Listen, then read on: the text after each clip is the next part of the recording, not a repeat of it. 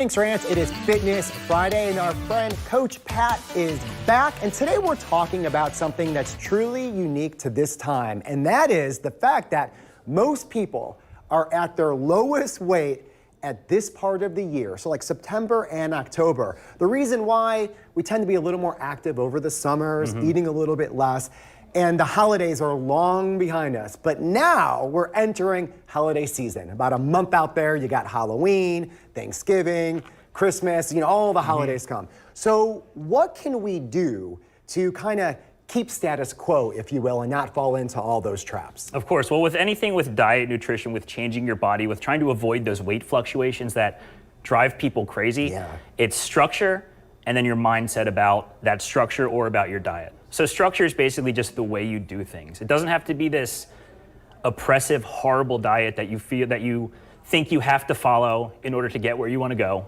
It's just structuring your day so that you get the appropriate amount of calories, the right amount of protein, and you stay active as summer ends. And we're in Florida, so we're not inside as much as people like from where we're from. Sure. But that activity level definitely dies down. Yeah. And in a long-term thing, you need to think of it in terms of cycles. So there's the vicious cycle, and then there's the virtuous cycle. So the vicious cycle is when people get caught in results. So think, I'm going on a cruise the end of July, I have to not eat anything so I look good at that cruise. You're focused on the result. You're not focused on the behaviors. It's all outcome focused. So that can go into a good thing or a bad thing, but once you hit that outcome, you kind of go right back to the start and get back where you're going. The virtuous cycle, on the other hand, focuses on the behaviors that lead to that outcome.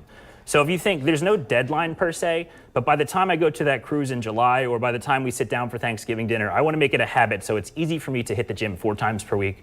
I'm getting the right amount of protein with no problem, and I've hired a meal prep service, so 80% of my meals are on point, so I don't have to stress when I indulge and spend that time with my family. Yeah, and that's really important. So obviously you have to have a plan now. And one of the things that we don't want to do is obviously gain that weight. Yes. So let's just say you're not happy with where you are at. If you plan now, you could actually lose the weight and then not gain the extra, I think it's like 5 to 8 pounds on average that the average American gains during these holiday seasons. Of course, and the funny part about that no one really wants to talk about is the way to lose weight and then keep it off for the long term is actually focusing on gaining muscle at the same time. Yeah. So muscle is that furnace that fuels our metabolism. It's that thing that's actually going to change the way your body processes food. And the reason so many people, remember when The Biggest Loser was a big deal?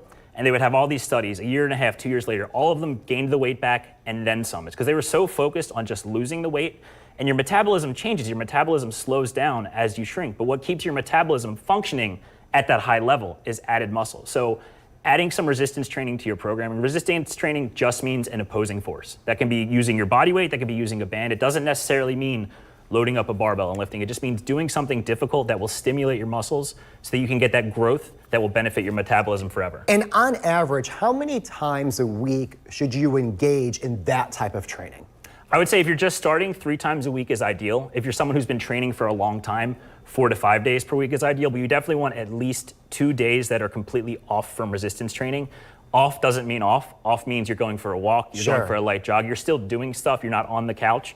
You're active, but you're not focused on resistance training, stimulating the muscles. And I feel like we've come a long way where people realize it's not just about cardio right now. You will get a lot of benefit from strength training. Of course. And I know a lot of times people thought, well, if I start, lifting weights, I'm going to get too big and bulky. That's not the case at all. If anything, you might actually lean out and really like your physique if you're even, female or male. It doesn't matter. Of course, it's that comes down to the density of the components of fat and then muscle. So fat is, I think, about 6 times less dense than muscle. So a pound of fat might look like this. A pound of muscle is going to look like that. If you replace 3 pounds of fat with 3 pounds of muscle, you're going to shrink. So the number on the scale might not change, but you might lose a pant size or 2. And that's just due to the composition. I think that's the other thing, the way you fit into clothes, that is key.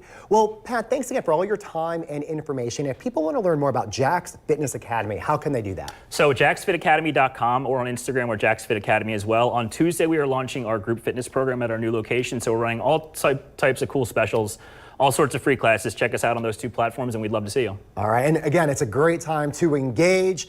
Keep your body now, make those improvements, especially for the holidays to come. Well, we appreciate it. And right now, we're going to send it to Jana.